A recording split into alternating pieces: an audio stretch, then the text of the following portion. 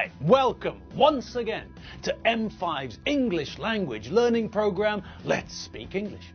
I'm Gav Duncan and I'm here on your TV to help you learn English. Now, are you sitting comfortably? Yes? Good. And are you ready for today's lesson? Yes? Good. Okay, well let's learn English together. And hello again, people. Hello and welcome to today. And speaking of today, who knows what day it is today? I know, you all do. I was just kidding. I was only pulling your leg. So, as you all know, as you're all aware of the fact that today is Wednesday, you're also all aware of the fact that this is the middle of the week. Yes, you know that, and I know that. And I know that you know, and you all know that I know that you know. And let's not forget, you all know too. So, here we all are, midway between the weekend and, well, the next weekend. And are you all ready? Are you all wondering about what we're going to hear about today? Are you all curious to find out, to discover, to learn, to see and hear what happened to Tim? You do remember that was the big question we faced yesterday, don't you? Well, just in case someone missed the last bit of yesterday's lesson, you know how it is. You intend to watch the show or the whole program, and then something happens. Something interrupts you. In just the same way that a shorter action can interrupt a longer action when we're using the past continuous and the past simple together. The exact same thing can happen when you're watching telly. Maybe the phone rings and you have to go and answer it. Or perhaps someone rings your doorbell and you have to answer the door. Maybe someone doesn't ring your doorbell, but they ring the entry phone buzzer. You know, that thing at the front of your building at street level. The intercom which people in the street can use to call your flat. The thing like a doorbell crossed with a computer. You know, it looks something like this. So, perhaps someone rang your doorbell and you had to go and answer the door. Or perhaps someone rang your flat on the intercom and you had to go and speak to them and tell them that, no, you're really not interested in buying a set of 323 steak knives from them. And then you had to tell them that you can't let them into the building to ask the other people in the building because the button on your intercom isn't working properly. Of course, if you told them that, then we all know that it's a lie. But it's easier and nicer to tell this little white lie. If you told them the truth, then they'd be angry. All right, then. So, for anyone who missed it, let's bring you all up to speed on the Benchfield situation. Alfredo left Doreen and John with the shopping trolley. They were in the fruit and veg section, but after they selected all the fruit and veg that the family needed, they set out. They started out on their own to complete the rest of the shopping. They didn't know where Tim and Lizzie were. They also didn't know where their dad, Alfredo, was. Alfredo was looking for Tim and Lizzie. Tim and Lizzie were looking for their dad, Alfredo, and their siblings, Doreen and John. So the Benchfield group had split into 3 groups. One group were doing all the hard work. Doreen and John were selecting, choosing, picking things that they thought the family needed. And after they had decided what the family needed, they put it into the shopping trolley. Another group, Tim and Lizzie, were just wandering about looking for the other members of their family. But, as usual, Tim was dragging his heels. Do you know that phrase? The phrase to drag your heels. Can you figure it out? What do we know about Tim? What do we know about Tim's character? Well, think about it. The one word which we always hear when someone is talking about Tim. The one word which we always see in connection with Tim. What is it? What's that one word? It's an adjective, isn't it? Yes? Well, okay. Is it tall? Is that the word we always think of when we think of Tim? No. Well, what about fat? That's another adjective. Is that the adjective we always think of when we think about Tim? Nope, it's not fat either. Well, what about intelligent? Is that the adjective that we always think of when we consider Tim? No, it's not intelligent either, is it? The word we always think of when we think about Tim is this word. Yes, that's the word. Lazy. That's the adjective we always think of when we think of Tim, isn't it? Whenever we consider Tim, whenever we reflect on his character, whenever we meditate on what he's like, whenever we contemplate his personality, then we always come back to the idea of laziness, don't we? Tim's lazy. He's idle. He's a layabout. He's a skiver. He's a couch potato. Okay, and all of these words, these adjectives and nouns, they all bring us back to that phrase, to drag your heels. Now, to drag your heels isn't a synonym for the adjective lazy, but there is a connection. If you don't want to do something, then we say that you're dragging your heels. This phrase means that you're deliberately doing something as slowly as possible because you don't want to do it. Imagine a situation where your boss wants you to, I know. Your boss wants you to prepare a report, but everyone knows that when the report is finished, your boss is going to give you the sack. Your boss is going to fire you. Your boss is going to give you your notice. Your boss is going to make you redundant. Okay, so that means that there's no good incentive for you to finish the report. You know that as soon as the boss has the report on their desk, they're going to call you into the office and say, listen, it's been lovely working with you and I really like you, but, well, I'm afraid I have to give you the push. Sorry, bye.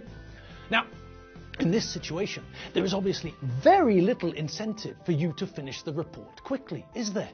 You know that as soon as it's there on the boss's desk, you're going to be out the door.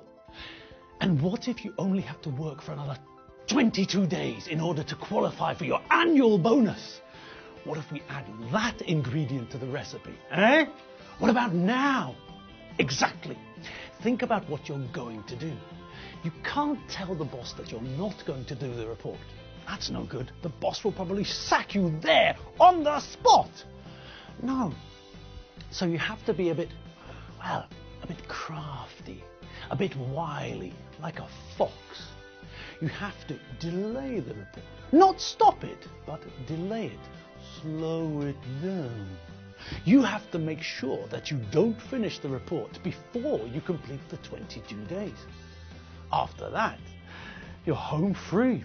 You'll qualify for your annual bonus, so you'll be happy. You can start looking for a new job with your annual bonus in your pocket. Okay, now this is when we say that you're dragging your heels.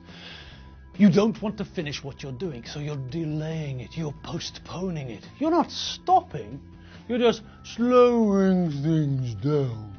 You're using delaying tactics. And that's what Tim was doing.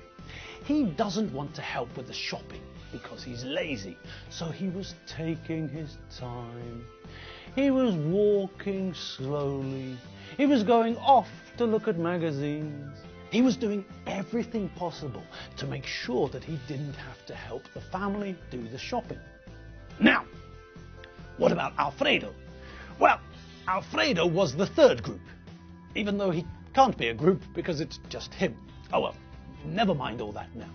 Let's just get on with it. Well, Alfredo got tired of waiting for Lizzie and Tim to find the rest of the family. So he decided to head off to try and find them. He set out to try and find them. But when he wandered into the cheese aisle of the supermarket, he decided that this would be a good opportunity to get some cheese. Alfredo likes cheese. He selected or picked or chose lots of cheese, but, and this was the problem, he didn't have a basket or a trolley with him. Doreen and John had the trolley. So Alfredo piled the cheese up in his arms. Then he couldn't find the pecorino. He asked the shop assistant, but the shop assistant was from another section of the supermarket and couldn't help. Alfredo was upset because the shop assistant didn't know where the pecorino was.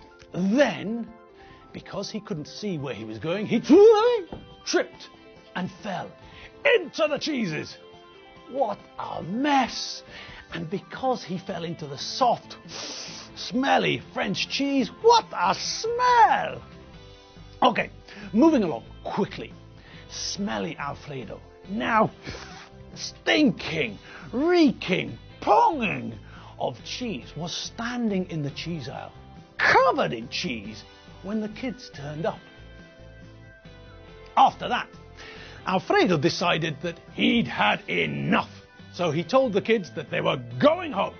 He told the kids to leave the shopping trolley full of shopping in the middle of the aisle and to go to the car. Doreen pointed out that this was a waste of time. Doreen and John had been shopping while the others were looking for each other. Alfredo recognized that Doreen had a good point.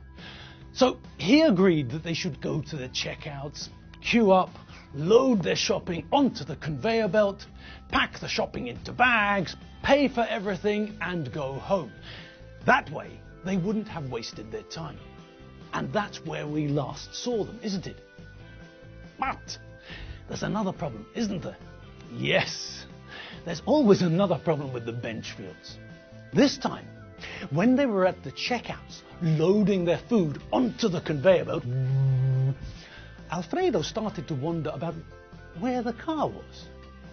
He wanted to ask Tim where the car was parked, but suddenly everyone noticed that Tim wasn't there. He'd disappeared. Tim had vanished into thin air. And now it's time to see where he's got to. Where on earth is he? He was just here. I don't know. I didn't see him leave. Nor did I. Lizzie, what do you mean? Well, maybe it's nothing. But I think that something fishy's going on. Something fishy? Like what? What sort of fishy thing? I don't know. I've just got a feeling that something's going on. Really, Lizzie, there isn't time for mucking about. I've had a very long, very stressful day. We've been in this blinking supermarket for hours now. We've had problem after problem, disaster after disaster, and now all I want to do is finish in the supermarket, get into the car and go home. I want a shower, and then I want something to eat and a drink. So, as I said, this isn't time for mucking about. I know you like watching spy films on TV, but this is real life. This is your brother, Tim. There's nothing cloak and dagger about this situation. It's just Tim being Tim, leaving the family and wandering off when we're almost finished. That's just typical of him. Maybe. But I still think that something's wrong. I smell a rat. Good God, Lizzie. Please, please, I've had a hard day. And I don't want to hear about your theories. Honestly, you're always convinced that there's something funny going on. But you're not right. You're wrong. All that's happening is that your brother is being his usual, irritating, lazy self. He doesn't want to help us with the shopping. He doesn't want to help us put the shopping onto the conveyor belt. He doesn't want to help us pack the shopping into bags. He doesn't want to help us carry the shopping to the car. And I'm sure, 100% certain, that when we get home, Tim won't want to help with carrying the shopping from the car to the house. And he won't want to help with unpacking the shopping either. You might be right, Dad. But I still think that there's something fishy going on. Oh, God, I give up. Honestly, here we are, trying to find Tim so that we can end this nightmare and get home. And instead of helping, you're acting like someone in a James Bond film. Lizzie, he's just a very lazy boy. There's nothing cloak and dagger about the situation. It's all very simple. There's nothing fishy about the situation. Tim's just avoiding work, as usual. That's all. OK. Well, we'll see, won't we? My brain's exploding! My brain's exploding! Ah! My brain's exploding! Help! My brain's exploding! Tim? Tim? Can you hear me? What are you doing? I think he's lost his mind, Dad. Yes, I think you're right, John. It looks like Tim's gone off his rocker. He's gone completely bananas. Yes, he's gone completely off his onion. It's very sad, isn't it? A young man, normal one day, completely bonkers the next. Would you two please shut up? I'm trying to find out what's wrong with Tim. Tim! Tim! Can you hear me, Tim? What's wrong with you? Why are you breakdancing amongst the tins? What on earth are you doing? And what exactly do you mean when you say, my brain's exploding? Oh, crikey! Things are getting stranger and stranger, aren't they? Well, unfortunately, that's all the time we've got for today. So we're not going to find anything out today. We'll have to wait until tomorrow. Yes, it's time for me to go. But don't worry, I'll be back on your screens in no time. All right, people, have fun, and have a great time. I'll see you all tomorrow. But remember, if you feel the need for some more English, pop over to the website with all the K's. Well, it's got 3 K's and a whole bunch of other letters too. You all remember the address, don't you? www.mediaclick.hu. All right, I'm off home. I need a coffee. See you later. Bye.